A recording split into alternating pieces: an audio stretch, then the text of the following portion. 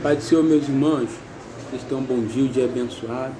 Vou deixar um versículo aqui, 2 versículos, melhor dizendo, que está em 2 Crônicas 7, versículo 11 e versículo 14, para a nossa meditação. Diz assim: assim Salomão acabou a casa do Senhor e a casa do rei. Tudo quanto Salomão intentou fazer na casa do Senhor e na sua casa, prosperamente o efetuou. Agora o 14. Se o meu povo, que se chama pelo meu nome, se humilhar e orar, e me buscar e se converter dos seus maus caminhos, então eu ouvirei dos céus, perdoarei os seus pecados e sararei a sua terra. Passagem, vou botar a Bíblia aqui,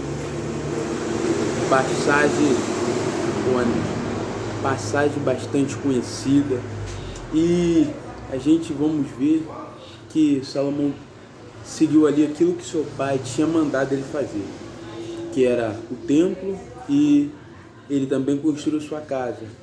E ele tentou fazer, foi próspero, como nós lemos, mas Deus vai se manifestar a Salomão e vai fazer uma aliança com ele. Se o meu povo, que se chama pelo meu nome, orar. Mas antes ele tinha dito que se ele viesse praga, peste, fome, a espada, mas se o povo dele orasse e o buscasse, o Senhor ele se manifestaria dos altos céus e sararia a terra.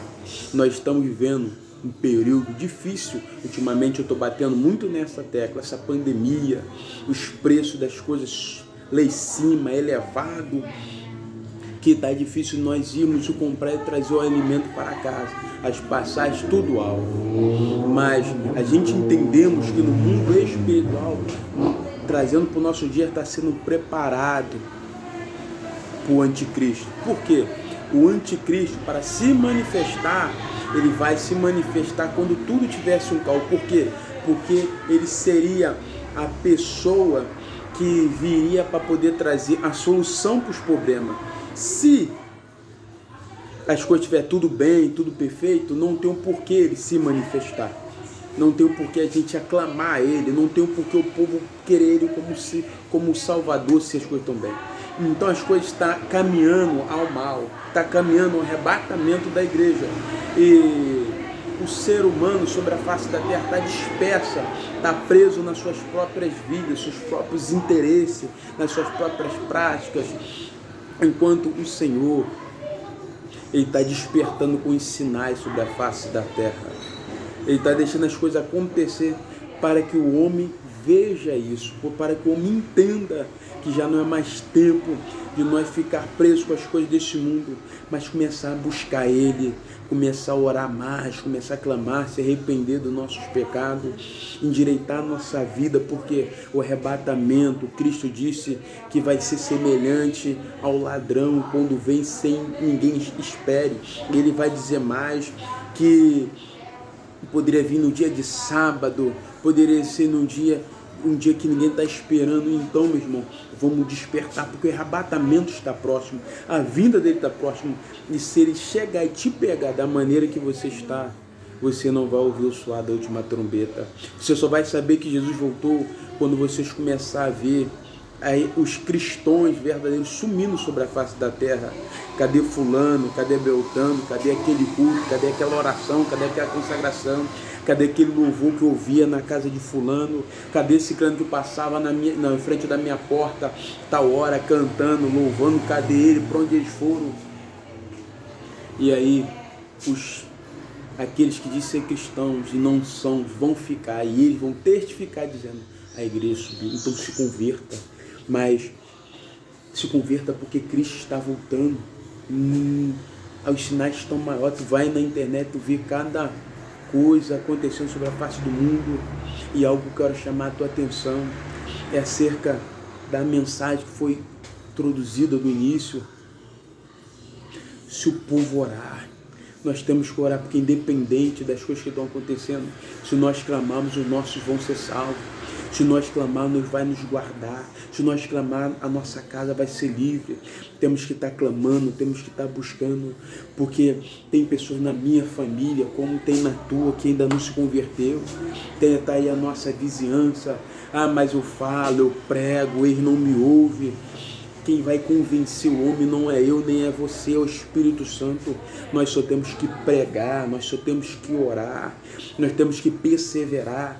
O apóstolo Paulo, ele disse: combati o bom combate, encerrei minha carreira na fé.